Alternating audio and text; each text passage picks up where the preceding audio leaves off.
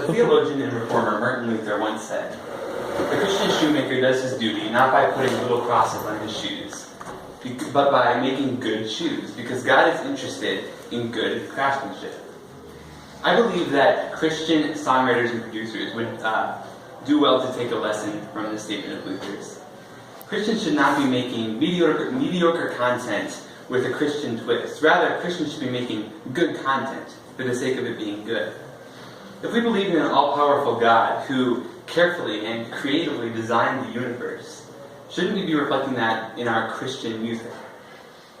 I listened to popular Christian music for quite some time before realizing how similar it was all beginning to sound. And I didn't feel like the artists were really putting their best efforts into their songs. Rather, it sounded like they were following a simple formula. The problem with modern Christian music that I see is that producers have realized how successful modern pop music is, and they have modeled their sound accordingly to gain success. So tonight we'll briefly discuss the influence of secular pop music on the Christian music industry before examining some of the main problems with the Christian music industry. And finally, we will discuss why creativity really does matter and what we can do to encourage that in music. So what's been the influence of pop music on the Christian music industry? Well, I think it's no secret that there's quite a formula that pop music follows. Clearly this industry has hit upon what it thinks people enjoy the most, and so they stick with a simple formula, a predictable formula, that is basically risk-free and a guarantee of success. It seems that inspiring lyrics and creative melody lines have really been replaced with predictable riffs and catchy choruses. Joe Bennett, in his article from the Washington Post, describes what I mean. Pop songs, he says, generally stay in one key, are in 4/4 time, last between 3 and 5 minutes, are organized into chunks of 4 or 8 bars, have a repeating chorus played 2 to 4 times, include the song title sung at least 3 times, and features short melodic fragments that repeat a lot to help everybody remember them. Now, this is fine for secular music. The problem is the contemporary Christian industry for music has caught on to this as well. Which brings us into the first problem with Christian music, is that it acts as an alternative to secular pop music. It is almost pop music for Christians. And this is what it looks like to me. The pop music industry has no problems producing one hit after another, sounding just like the last pop song. Really not very imaginative or inspired, and unfortunately, the CCM industry has tried to combat this just with a similar technique, using a Christian twist. Since pop music is so successful, the industry saw an open door around it. And I believe this is why modern Christian music has become so popular, because it appeals to a wider audience. It follows, or at least it tries to follow, what is really popular at the time. And in so doing, it doesn't really have a sound of its own, rather it follows other genres. So that brings us to the style of Christian music, the music itself, like we just discussed. More often than not, what we tend to hear on Christian radio are a lot of the songs we hear on modern pop radio. And I believe this is a problem. Rather than challenging the listener and engaging the creative sense, Christian music has become much of like the secular music, repetitive and predictable and not inspiring. Have you ever been listening to a brand new Christian song and you felt like you knew exactly how the next line was going to resolve before you even got there? You just knew how it was going to end. Well, I know I have, and this is because many of the same melodies and hooks and parts of just many things are being repeated over and over again throughout the industry. Because that's what brings in the money, honestly. And the industry has found this out, and they decided to stick with that, and that's why they are. That's why the music for the last several years has been so similar. Mike Romero of Revelant magazine has this to say regarding creativity in our music. It's impossible to lack creativity while standing in the presence of the Creator. The Lord has graced us with an intrinsic ability to create, to design beauty from nothing, to write, to draw, to build, to sing, and to dance for something, for someone bigger than ourselves.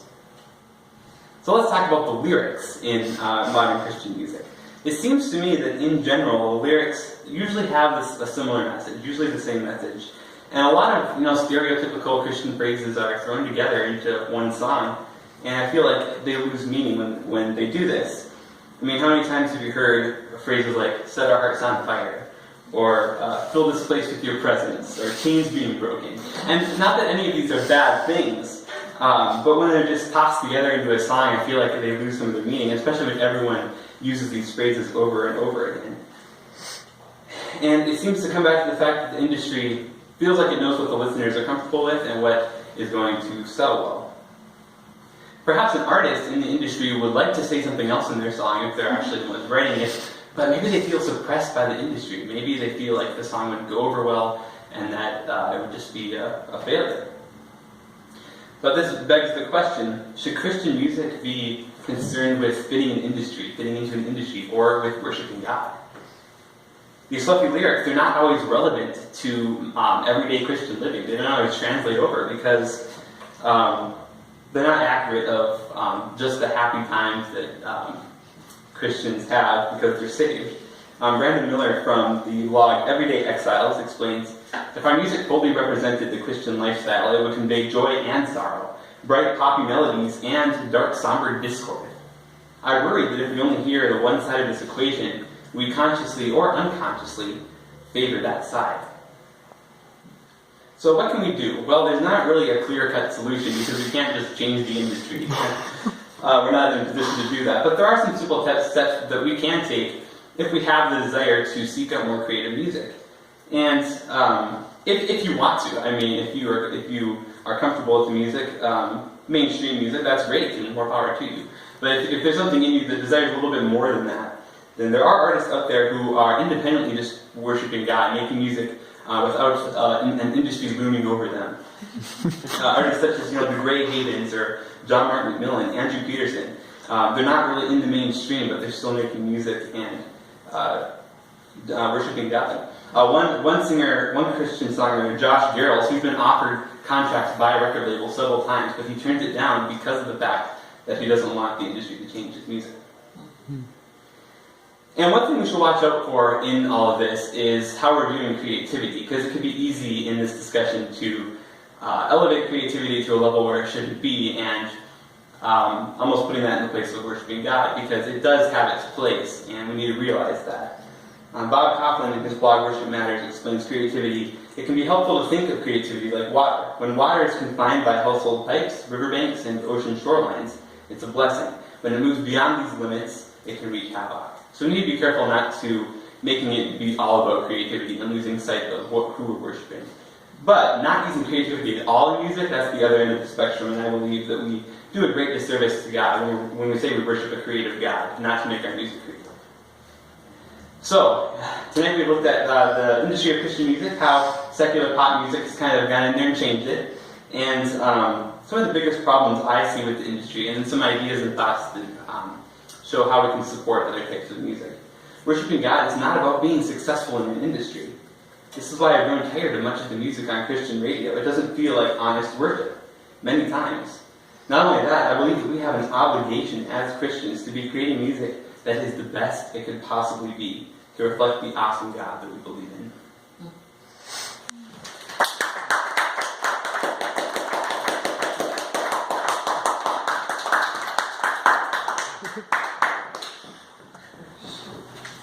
Any feedback at all?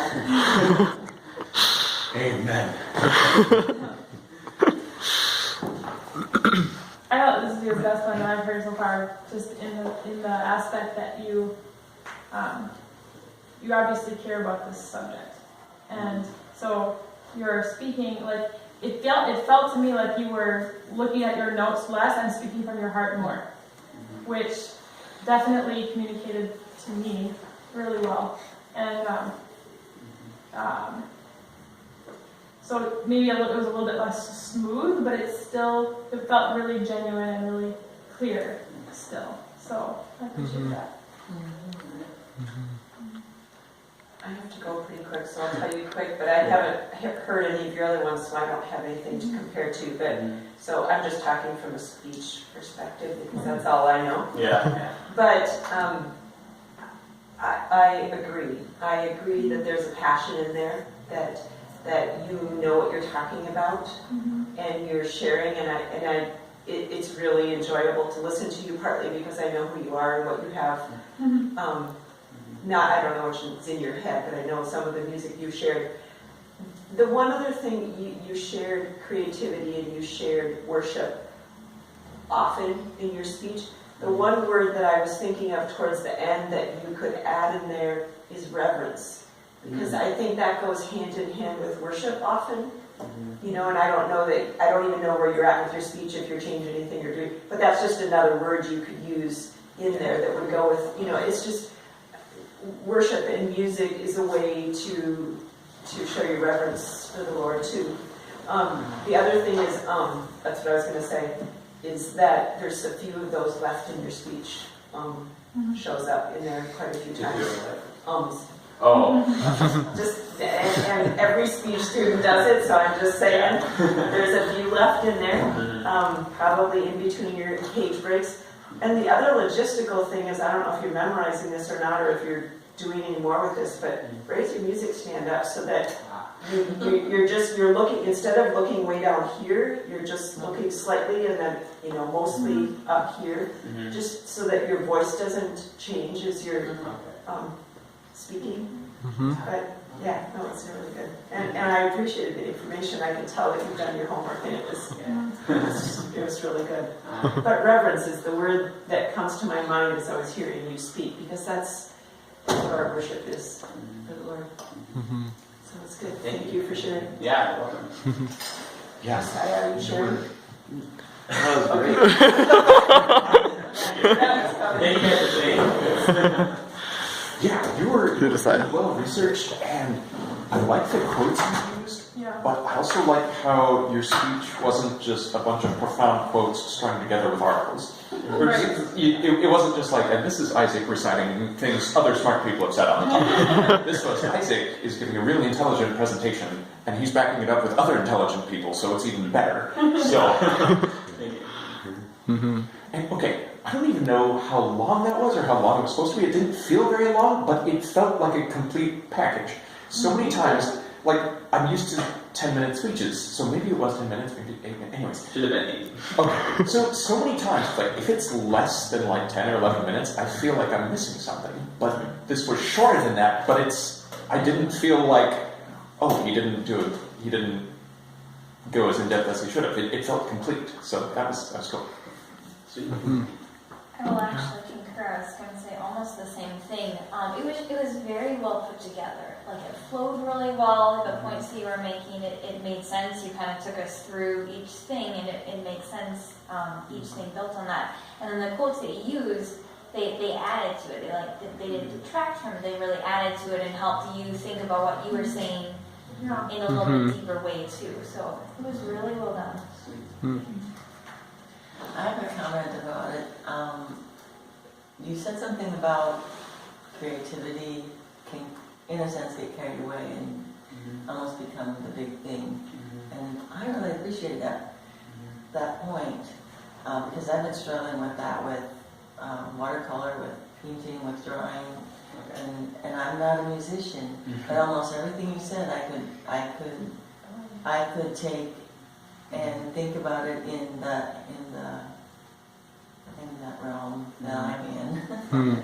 and I have struggled with being too focused on the creative aspect of people in their whatever, music or drawing, whatever means, and trying to encourage people, because I think so many people are not using their creative abilities. They've been squelched or whatever. Yeah. But then I struggled with that can become out of hand so easy in music or in what I'm interested in. As far as the last point, you mentioned like different artists that are out there that are not, they're refusing to be in the mainstream. And so like that was good information, but I didn't find it like I think the way you expressed your third point was going to be like how we can help or something like that, or how we can what can we do? And I didn't feel like you gave us anything to do. You mentioned a few people that were not in the mainstream, but I think maybe you can develop that a little bit more. Like like, I'm assuming what you meant by that is these are some people you can choose to listen to kind of say like, not boycott mainstream Christian music, but maybe just develop that more as Yeah, like I didn't know how we actually do help. You know what I mean? Yeah. Wasn't sure how far to take that. Yeah. I didn't want to say stop listening to me. I know that you're kind of potentially getting into stepping on people's toes or whatever, and stuff like that. But, yeah. Are you gonna put this up on your YouTube? Maybe not publicly. I don't know. Because this has more to do with like what I do. So. Yeah. I would love to hear it again because there was some. I know there's quotes I want to like Yeah. capture. Yeah. I think there's in there. All right. Alright. Thank you guys. Mhm.